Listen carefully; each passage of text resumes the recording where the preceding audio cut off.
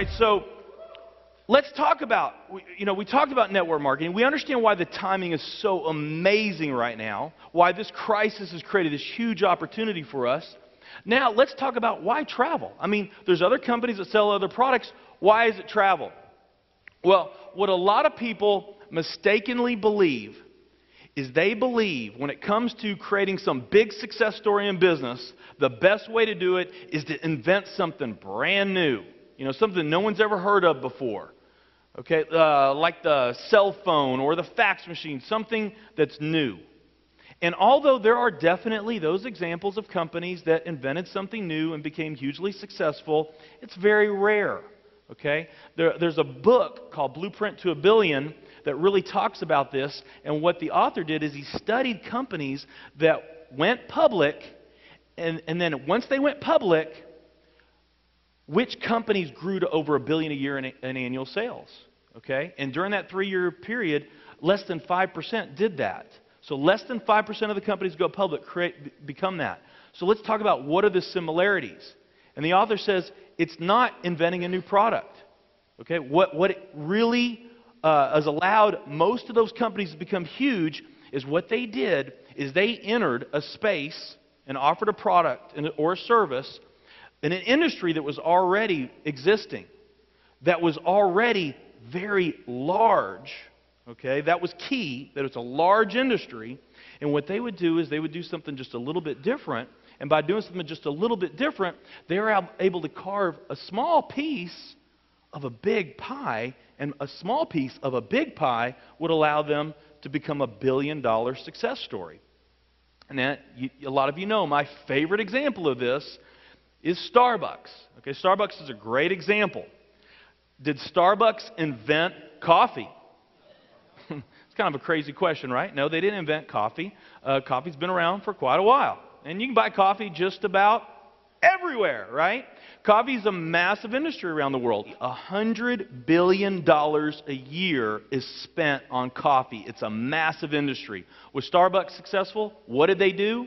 They did something just a little bit different. And by doing something just a little bit different, they carved out 8% of that pie. Pretty significant piece. Starbucks today does over $8 billion a year in sales. Now let's compare the coffee industry. Again, a key to this, remember, is that you have a large industry, coffee, large industry, $100 billion. Then you've got travel, $8 trillion. $8 trillion. Travel is 80 times the size of the coffee industry. Okay, much, much different. Now,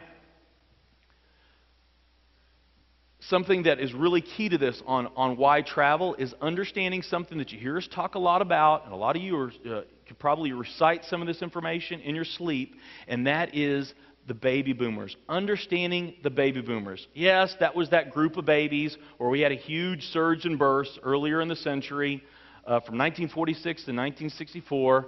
46 marked the time where a lot of people had come back. They had been away for years, come back from war. They hadn't seen their loved ones in a while. They celebrated. They had a bunch of babies. Okay, huge surge of births. That had continued till 1964. What marked the end of that?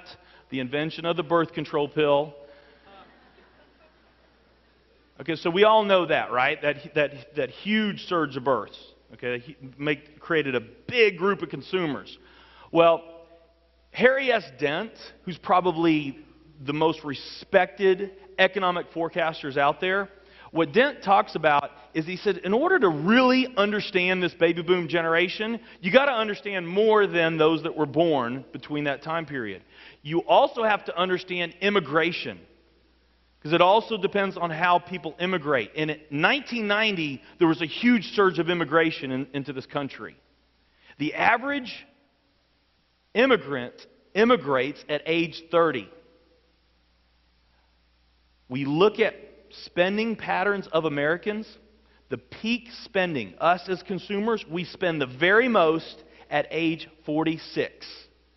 Okay, so we graduate from high school, or we get our car, we go to college, we do our things, we're spending more, we get a house, we get another house, Okay, then our kids grow up, and then we put them through college. And so we spend up until about age 46. And then after 46, that's when we start to spend less. We go on the decline as far as spending. Okay, well, if you look at this big group of consumers from 46 to 64, okay, this group of babies, okay, and then you couple that with the immigrants that immigrated in 1990, this massive surge of immigration, average age of 30, you graph all of that, and you look at this group of consumers. This group of consumers is 4 times greater than any prior generation. There's never been a bigger group of consumers to market products to. They're less than 25% of the population, but they do over 50% of all the spending. Well, the peak of the peak of the peak of this group of consumers, when you look at the peak spending of 46 of that group, the peak of the peak of the peak is right now. Right now. Okay? Before you applaud, let me give you some more information. Because what does that mean if it's the peak? What happens after the peak? Decline. Okay, that's why Dent calls this the end of consumerism. This marks the end of consumerism. Let me tell you, for most businesses, this is bad news. Now, Dent does go on to explain how there's a couple industries that are products and services where consumers actually, after age 46, spend more money on, not less. They actually spend more. Would you be interested to know which those are? Okay? The first one he talks about is healthcare. That's kind of obvious, right? And then the other is leisure travel. Okay? So, for both of those industries, healthcare and leisure travel, after age 46, okay, you're going into your peak spending years. That means that spending for this group is going to continue. We're just now entering those peak spending years, and that growth is going to continue over the next 18 to 20 years. Okay, can you say cha-ching? So, this is fantastic news for healthcare and leisure travel. And so, if you are looking for that right network marketing company, and you want to capitalize on the biggest trend in history, the biggest generation of consumers that you could market products to, no bigger one to market products to, then you're trying to find a network marketing company, you've got a couple different products that you can choose from. One, nutrition, because that falls right in well with healthcare, would you all agree? And the other is travel. Healthcare or travel. Okay, now, nutrition, the nutrition industry, talk about how big that pie is, it's much bigger than coffee. It's $228 billion. $228 billion is spent on nutrition. Travel, $8 trillion, okay? 226 to 8 trillion. Now, here's what's really exciting about this. About half of the network marketing companies are nutrition network marketing companies. So that's about 2,000 nutrition network marketing companies all around the world. They're all competing for that same $226 billion pie. Okay, so $228 billion. So $228 billion, if all companies in each industry, the 228 nutrition, the 8 trillion travel, if all companies in the nutrition industry were the same size and all travel companies in the travel industry were the same size, there would be room for $228 billion nutrition network marketing companies. That's how much room there would be in that industry. In travel, there's room for 8,000 billion-dollar companies. That's how much room there is in that pie, okay? Well, we already know in this nutrition pie, there's 2,000 companies all fighting for that pie. Travel, there's only a few other travel network marketing companies that we even know of. And here's the best news. Not in the future, but right now. WorldVentures is the world's leader in travel network marketing. Right now.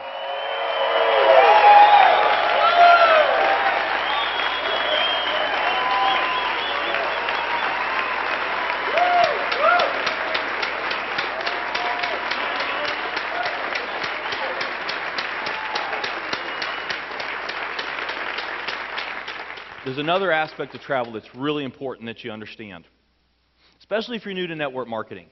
The most important dynamic that allows network marketing to be the powerful vehicle that it is, because we all know that it's the power of the duplication. That's what creates the magic. That's how the social networking companies are growing so fast, and that's why network marketing is such a powerful distribution model. It's all in the duplication, okay? Prepaid Legal, they do about $500 million a year in sales. They're publicly traded, New York Stock Exchange listed network marketing company. They've been around for over 30 years. Well, recently they did a study that it was very, very revealing. And what they did is they said, okay, of the sales that we do today, who's making those sales? And what they found, of the sales that they do today, 70 to 80% of the sales that they do today come from their sales reps that have been with the company for 12 months or less. And they have sales reps that have been with the company for over 30 years. But 70 to 80% of the sales that they're doing are from the sales reps that have been with the company for 12 months or less. We have a saying in this business, and that is, new blood is the lifeblood. Okay? This business is all about the new people going out there and introducing new people and making new sales. That's what it's about. And the more complex and the more complicated your story is, or the more difficult your product is to explain, okay, when you have to have more technical knowledge or know the science or the formulas behind different products, the harder it is for you to explain, the slower it's going to duplicate. I mean, that's a pretty simple concept, right? The easier it is to talk about, the faster it will duplicate. And the thing that slows network marketing companies down from growing more than anything else is the apprehension that a brand new person has. Most people get into network marketing, they don't have a sales background, they don't have sales skills, they just are looking to create an additional source of income. So it's really a referring business more than it is a selling business. So when you're going out there and referring, okay, and you're talking to friends and family about getting involved in a business, for a lot of new people, that's an uncomfortable thing to do. They've never done that before. Well, travel doesn't eliminate that, but it does bring down the walls big time. So that person that in another company with a different product might have not ever been able to get up the nerve to go talk to that neighbor about that product, the fact that it's travel, it's a lot easier for them to go do that.